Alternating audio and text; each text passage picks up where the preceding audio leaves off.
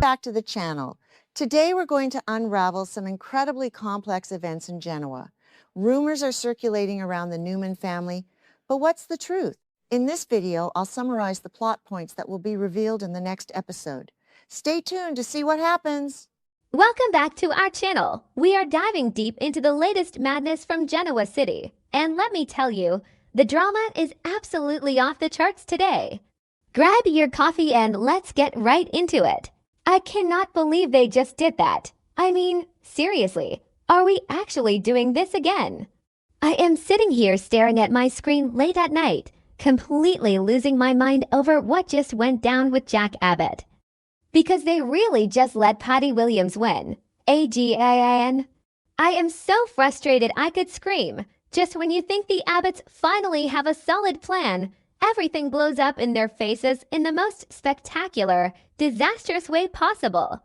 And I know some people are loving this dark, twisted Patty storyline, but personally, my heart cannot take watching Jack be victimized by this woman one more time.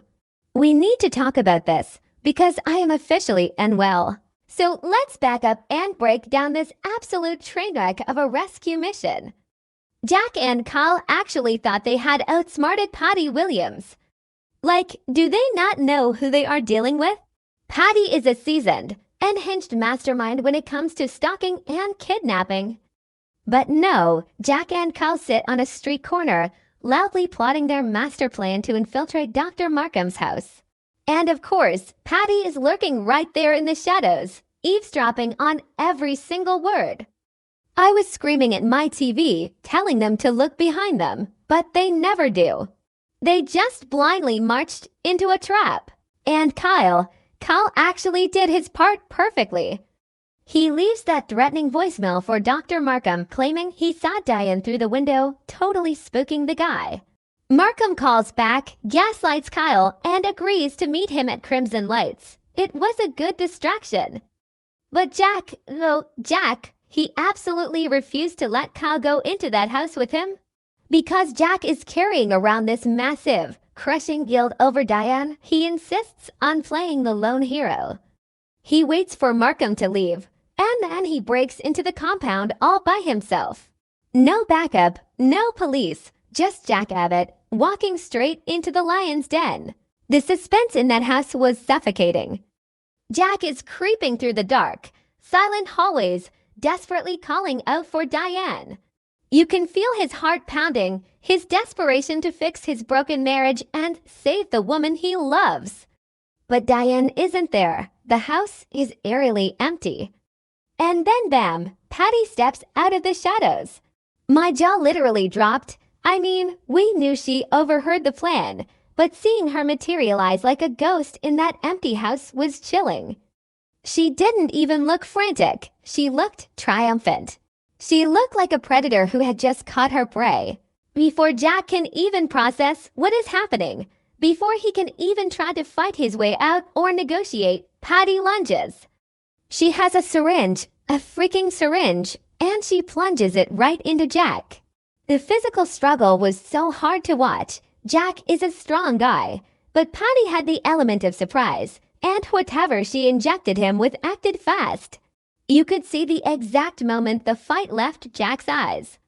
The drugs took over, his vision blurred, and he just collapsed into absolute helplessness. Patty standing over his unconscious body, smiling that twisted, delusional smile. It makes my skin crawl. Wait, I am getting ahead of myself. Let me just process what happened next, because this is the part that really broke me. Jack wakes up. He is groggy, disoriented. His head is spinning from whatever heavy sedative Patty pumped into his veins. And as his vision clears, he realizes he is tied up. He is bound and completely trapped. But it is not just a basement or a cabin. He feels the rocking motion. He smells the water. He is on a yacht. A luxury yacht out in the middle of nowhere, completely isolated from the rest of the world. Are you kidding me? A yacht. This is the most traumatizing, triggering thing the writers could have possibly done to Jack Abbott. Remember when Victor Newman orchestrated this exact same nightmare? Victor paid Patty to drug Jack, kidnap him, and hold him hostage on an abandoned yacht to ruin his marriage to Diane. That was the original sin that started this whole catastrophic domino effect. And now history is repeating itself in the most literal, horrifying way.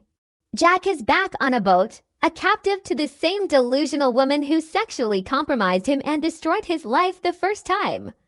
The PTSD Jack must be experiencing right now is unimaginable. I mean, let's really think about Patty's psychology here. She doesn't see this as a violent kidnapping. In her deeply fractured mind, she thinks she is sweeping Jack off on a romantic getaway. She thinks she is saving him from Diane. Patty truly believes that she and Jack are soulmates, and now that she has him entirely to herself, isolated on the water, she thinks they are going to play house and fall in love. It is so sick and twisted. She has complete control over his fate, and she is absolutely reveling in it. But wait, it gets even more infuriating because while Jack is currently living out his worst nightmare on the high seas, Diane Jenkins Abbott is still trapped at Dr. Markham's house. Diane has absolutely no idea that her husband just risked his life to save her. She doesn't know that Jack's rescue mission failed catastrophically. She is sitting in her own personal prison, entirely cut off from the outside world, thinking she has to rely solely on herself to survive. The dramatic irony is almost too much to bear. And can we talk about Diane's survival tactics for a second? Because I have to give credit where credit is due. Diane is playing Dr. Markham like a fiddle. She is putting on the performance of a lifetime, faking this severe mental breakdown, crying her eyes out, and acting so incredibly grateful for his help. She stroked his massive ego just enough to convince him to give her mild sedatives. Markham is so arrogant, so smug, he actually thinks he has broken her. He thinks she is a compliant, cooperative patient. But we know Diane. Diane orchestrated her own fake death in 2011 with a literal morgue body and let her family mourn her for a decade. She is a master manipulator. She isn't taking those sedatives. She is hoarding them. She is secretly plotting to slip them into Markham's drink the second he turns his back. It is a brilliant, desperate plan. But the tragic part is, even if Diane manages to drug Markham and escape that house, where is she going to go? Jack isn't there to catch her. Jack is gone. Okay, back to the point. The fallout back in Genoa City is going to be apocalyptic. Think about Kyle. Kyle is sitting at Crimson Lights, waiting for his dad to text him that the mission was a success. He is calling Jack's phone. It goes straight to voicemail. He calls again. Nothing. The sheer, creeping panic that must be setting in for Kyle right now is devastating. He knows Patty is involved. He knows how dangerous she is, and now he has to face the horrifying reality that he let his father walk into a trap. Kyle is going to run straight to Tracy Abbott, and Tracy is going to absolutely lose her mind. Tracy has been the emotional anchor of this family, but she is still dealing with her own massive trauma from the whole Martin Laurent nightmare. Now she has to process that her brother has been abducted by Patty Williams again. Tracy and Kyle are going to tear Genoa City apart looking for him. But how do you find a yacht that is already out to sea? They are completely in the dark, and the clock is ticking. And what about Victor Newman? You just know Victor is going to find out about this and probably laugh in his office. Victor started this entire mess by bringing Patty back into the fold and paying her off. He weaponized her against Jack, and now Patty has gone completely rogue. Victor created a monster that he can no longer control, but I doubt he will feel an ounce of guilt. If anything, he will use Jack's disappearance to his advantage, maybe to strike at Jabbo while the Abbotts are distracted and vulnerable. It is so typical Victor, and it makes my blood boil. Am I the only one who thinks this is going to end in absolute tragedy? I am dreading what Patty is going to do to Jack out on that water. She is completely untethered from reality. If Jack rejects her, which he obviously will because he despises her, how will she react? Will she snap and hurt him? Will she try to sink the boat? The stakes have never been higher, and I am legitimately terrified for Jack's safety. I have been watching this show for years, and I have to say, the Abbott family just cannot catch a break.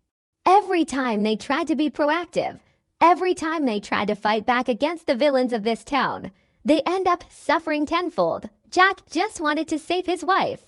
He just wanted to fix his family, and now he is a hostage, drugged, bound, and at the mercy of a psychopath. I need the writers to give Jack a win. I need Kyle and Tracy to figure this out before it is too late. Please tell me I am not the only one stressing out over this. What do you guys think Patty's ultimate endgame is? Let me know, because I need to vent with people who actually get it.